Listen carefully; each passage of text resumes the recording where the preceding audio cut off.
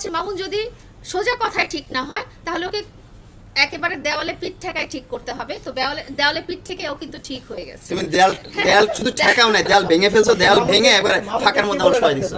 ওই নামে ডাকেন না। এটা বলো। আচ্ছা আচ্ছা, আমরা কিন্তু সরি টপিকটা কিন্তু আবার হয়ে গেছি।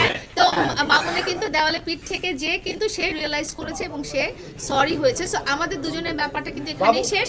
আমরা দুজনকে সরি বলেছি, দুজনের যেসব ওর কমপ্লিমেন্ট থাকবে ছিল সেগুলো আমরা উইথড্র করেছি এবং আমি বলেছি মামলা রিলেটেড যেগুলো যেভাবে যত দ্রুত ক্লোজ করা যায়, যেহেতু আমি তাকে প্রমিস করেছি আমি সেটা করে দিব এবং সেও আমাকে প্রমিস করেছে যে সে আমার প্রতি সরি, সে নিজের প্রতি অনুতপ্ত এবং সে কারোর সাথেই আর এরকম করবে এখন না। তুমিও সরি বলো। বলছি তো বাবু। না সুন্দরভাবে।